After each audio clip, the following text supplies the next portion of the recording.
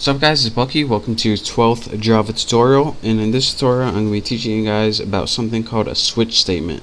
Now what a switch statement does is test one variable, and depending on the value of that variable, pretty much it gives you multiple choices. So before we learn the switch statement, let me show you what we had to do with our knowledge so far. Let's make like a program that tells you what kids do at a certain age. So say we have a program that has a variable called age, and the kid's age is 3 right now. What we would have to do right now is make an if statement for each age and put if age is equal to 1, and then we would have to put something like system, then we would put out and stuff like that, and it would just get a pain in the butt. And then we would have, after 1, we would put if age is equal to 2 and then do your stuff down here. As you can see, we don't want to type all that stuff for each number, so I wish there was an easier way just to test age for a bunch of different things. Well, actually, you don't have to write 10 different if statements if you want to test age 10 times. You can only write something called a switch statement once, and it will give you many different options. So instead of writing 10 different if statements to see what a kid does from ages 1 to 10, let me show you guys what to do. What you do is write the word switch, and what switch does is find the variable value in the parameters. So what variable do we want to test? We want to test age. So after this, you just go ahead and write curly braces and give yourself a nice little switch body. Now instead of writing a bunch of if statements, all you would have to do is write, they're called cases. Now what case means is if the value of age is equal to 1, what do we want to do? And after case 1, go ahead and put a regular colon. And I don't know if you guys can see this, but this is a regular colon after the 1 and not a semicolon. So in the case of 1, let's go ahead and system out print line. So what can they do at 1? You can crawl. And then after this, you want to add something called break.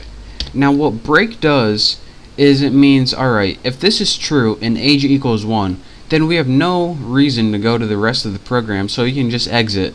And I'll be talking about that more later, but for now, just make sure you have it. So you can just repeat this for as many options as you want. So in the case of 2, what do we want to happen? Let's just copy this. Copy, save yourself some time. You can talk. So in the case of 2, if age equals 2, what do we want to do? We want to print you can talk and then break. And let's go ahead and make one more. In the case of 3, again, using lazy, don't feel like typing at all. In the case of 3, you can get in trouble.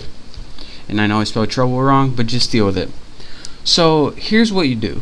You put switch and then put the variable you want to test the value of. Then you put the values that are possible after the word case. Now after, in the case body, what you do is write, alright, if age is equal to 1, here's what I want you to do. If age is equal to 2, here's what I want you to do. If age is equal to 3, here's what I want you to do.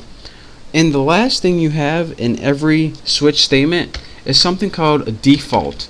And to do that, you just write default.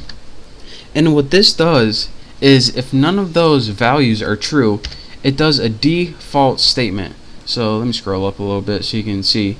And again, you don't need a value for this like default 4, because it already knows, alright, if everything else is false, this is what you're going to do. So that's why you don't need a value. So let's go ahead and write, actually let me go ahead and copy this since I'm lazy. Copy. If default, let's go ahead and write, I don't know how old you are. I don't know how old you are. And of course, we have a break at the end of this as well. If I can get it right. Break.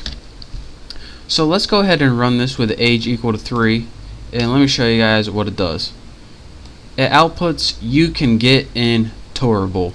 and it's supposed to be trouble, but I typed it wrong. So, and let me recap. Well, let me show you guys what default does. So if age isn't equal to 1, 2, or 3, say age is equal to 7, and I run this, it says, I don't know how old you are. So let me recap one last time what this switch statement does. A switch statement takes the variable, whatever's in its condition, and tests it. So then it looks through the cases to see what value that variable is equal to. If it's equal to the value 1, it prints this. If not, it doesn't do it at all. Then it looks if it's equal to the value 2. If it is, it prints this. If not, then it skips this as well. Then it looks if it's equal to the variable 3. If it is, it prints this. If not, again, it skips all of these. And then if it doesn't hit any one of these, then it goes to default. And what default means is I ran through all these options and none of them worked. So by default, I got to do something. This can't be just a waste of a program. So by default, I want to output I don't know how old you are.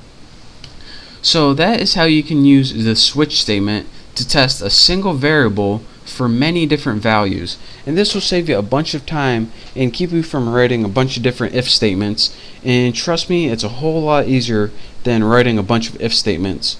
So that's your basic on the switch statement. It will save you a bunch of time. So thank you guys for watching. Hopefully you learned a little something.